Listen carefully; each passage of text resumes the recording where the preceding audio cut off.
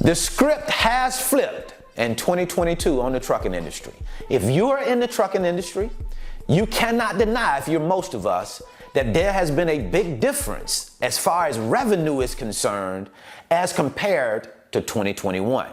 2022 has been a different monster, and there's a reason for that. There's a reason why 2021 was as wonderful as it was. Let's think about the environment that we were in during that year. Unprecedented stimulus. We had stimulus during that environment like we've never had before.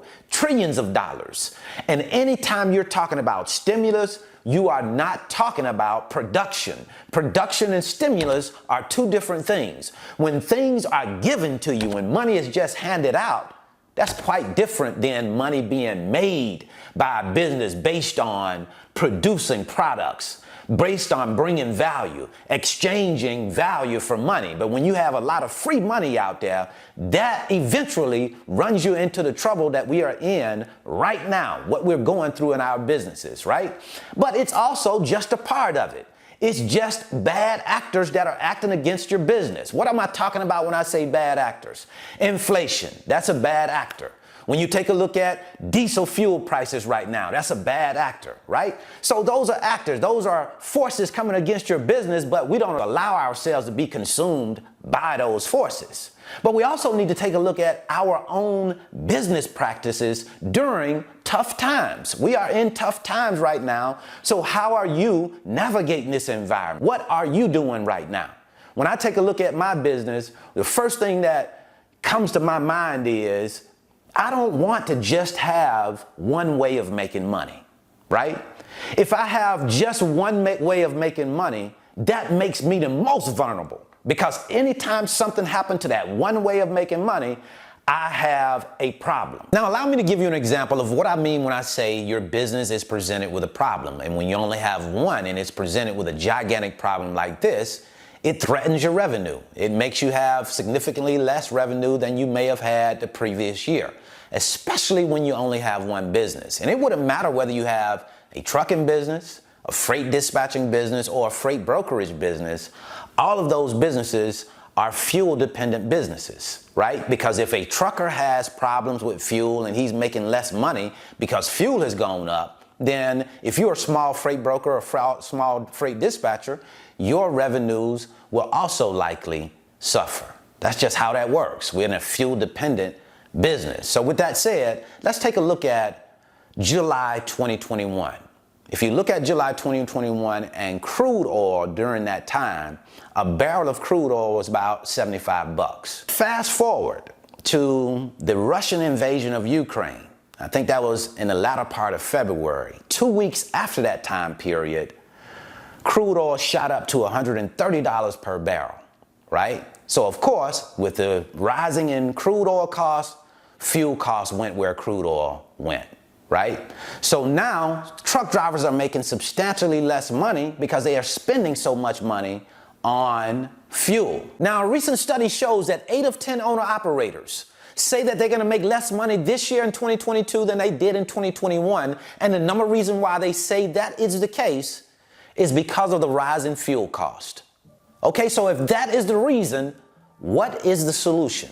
How do you fix the problem? Since we're solution-oriented people, how do you fix it? Well, how I suggest you fix it is you can have one business. It's okay to have one business, but you just have to have multiple ways that you make money with that one business. Let me give you an example. You have a trucking business, but you also have a YouTube trucking channel.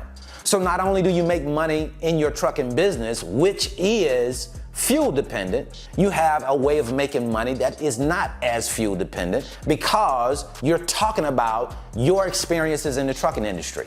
And your experiences in the trucking industry are unique to you. There will be a certain amount of people that will be interested in what you have to say. And you can monetize your channel and make money that way as well. So you have to have a business that has multiple ways of making money. Next, what we're required to do as business owners is manage the boom and the bust period. We cannot just act as if we're great business owners when things are going well. We have to be managers, and we have to manage those bust periods as well. All business have them. Boom periods and bust periods. Times where things are going great in your business. Business is flourishing. You're making money hand over fist. And then there are times when things slow down, when that bullet starts to fall back to earth, when your business is not just continuing to take off out of the stratosphere. You have to be able to manage those times as well. Now, what's a better way to manage those times? To have additional ways that you make money. You see, when things are going well in one business, it may not be going as well in another business, and vice versa. But they can kind of pick up the slack for one another. You don't want to have all of your eggs in one basket. At least that's the way that I see it, because the more ways that you have to make money, the better you position yourself for the success that you really want to achieve. And it's not just fuel costs that an owner-operator or a trucking company has to deal with. It's more than that. You have to also take a look at what rates are doing right now. Rates are substantially lower than they were in 2021. What's the reason for that? Remember, anytime you have boom periods, well, a lot of people start to come into the industry, and you have what people refer to as oversaturation of trucks now, and that is driving rates down. Over the last 2 years, tens of thousands, single truck fleets, that's what we refer to as owner-operators, have merged onto this business, have come into this business to try to capture their piece of the pie.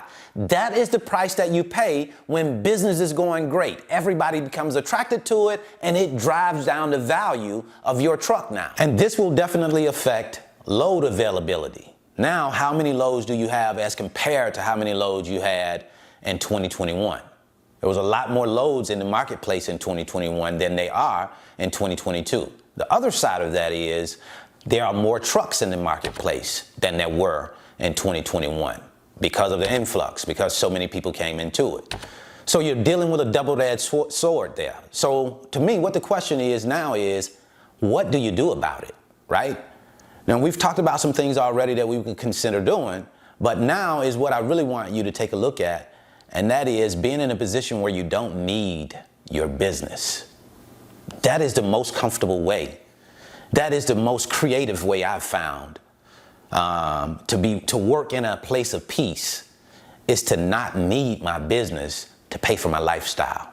When you need your business to pay for your lifestyle, then it becomes more of a problem. It becomes more of a stress that's on your mind, and it's hard to work in those kind of environments. Really, when we think about it, it's already enough of a challenge to build your business, but to build it under those conditions just makes it a whole lot harder, right?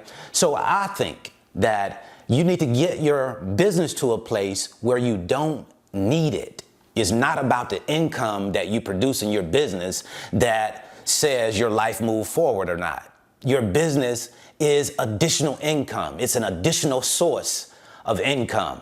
And when you look at it that way, if that source of income happens to be decreased for some reason because of the different things that happen, then you accept that and you move on. You understand that because you have other sources of income that are coming into your household that is not just dependent. Your lifestyle is not just dependent on that business. At the end of the day, kind of look at your business like you would the relationship with a bank.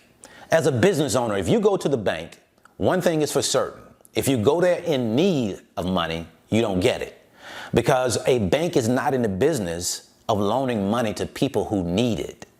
They are in the business of loaning money to people who can pay it back, who have the financials to support them giving them X amount of dollars. So the moral of the story is, don't put yourself in a position where you need the income of the business to finance some type of inflated lifestyle.